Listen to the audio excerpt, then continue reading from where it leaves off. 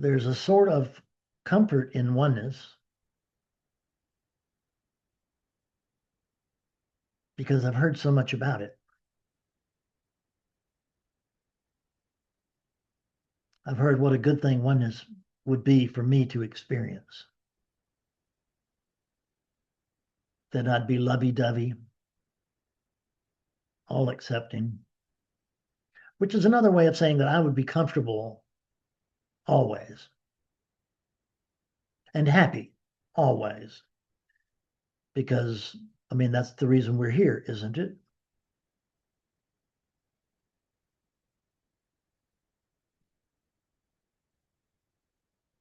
Is some sort of peak experience. Is that really what we're here for?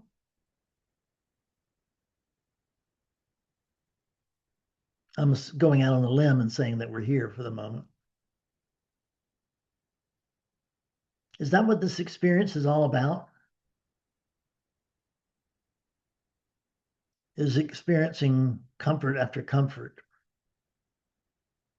It's like the endless ice cream sundae. We just keep adding flavors and different colors, and it gets bigger and bigger and bigger, and assume it will be enough. Because the I, not the I, not awakeness, but the conditioning here, it's looking for perfection.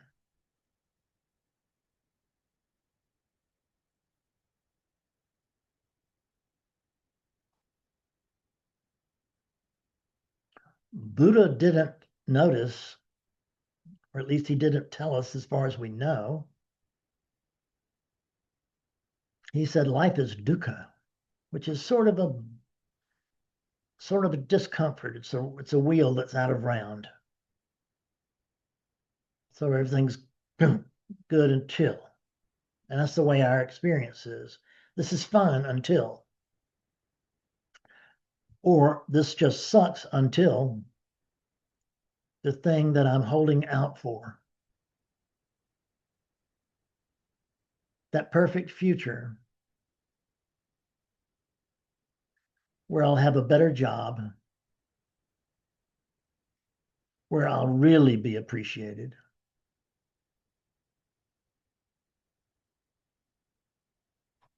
where I'll have a beautiful lover who's just absolutely enthralled by my everything.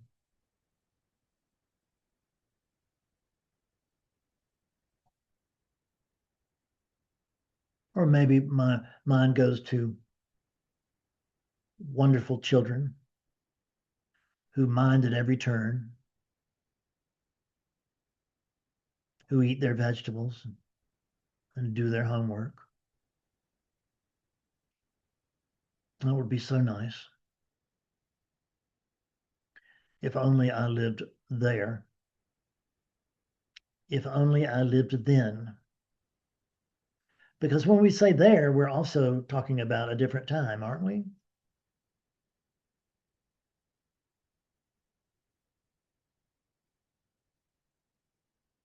Because if we make something different, which is only the way that we can find a there, is to imagine something. Right now, I know you can find this because you can't not find it because it found you.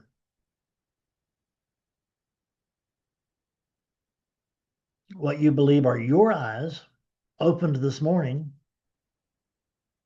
and here was this wild circus just waiting you. How hard was it for you to get all this right before you woke up?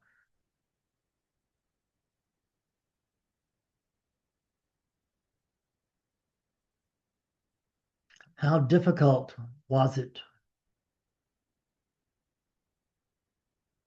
to step out of bed and maybe go to the kitchen or the bathroom?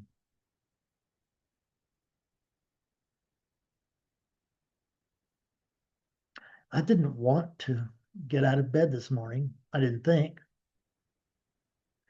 But I found out that I really did want to get out of bed this morning. And I'm absolutely convinced that I did because I did.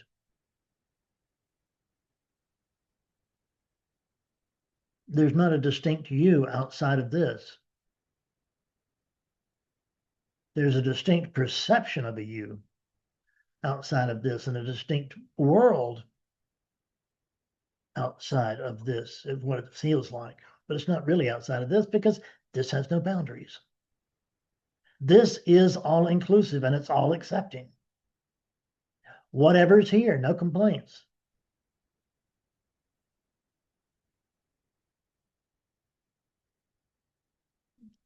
Car crashes, electrocution, all part of the package, folks.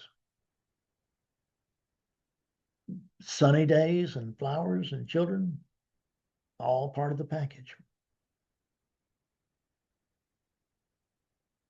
You are an experiencing machine. That's what these are. They're experiencing machines. And they are faultless and foolproof.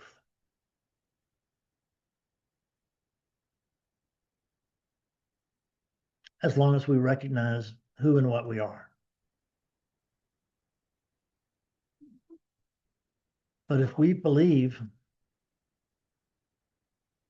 that there's a center, that there's a boundary, that there's a non-exclusive thing,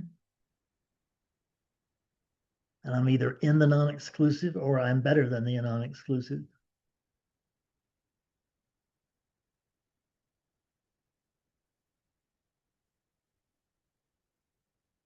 which is the true exclusivity.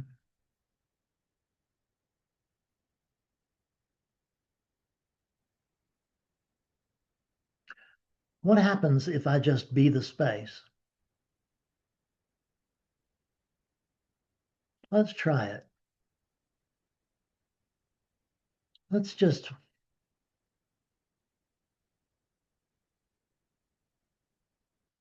try right now, eyes open or closed, whatever you wish.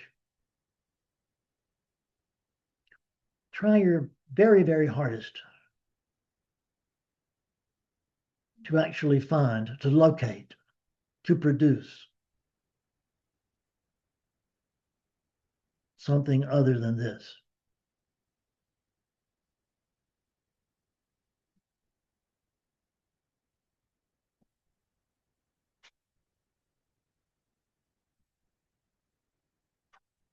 Where's the door from this? I've been looking for decades for the door to this.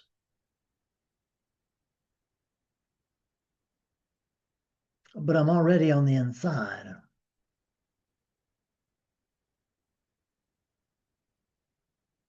Any doorway that I think is leading me to this is making me feel like I'm getting out of this.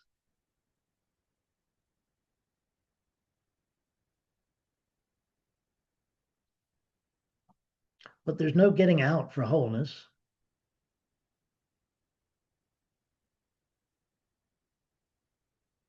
There's no leaving for wholeness. There's no better, no worse, no other, no comparison.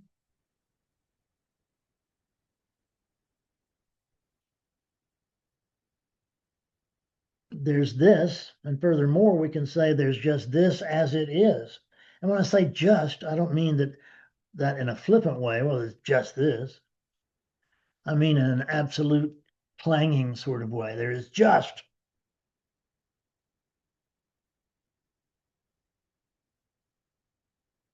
This never-ending thisness.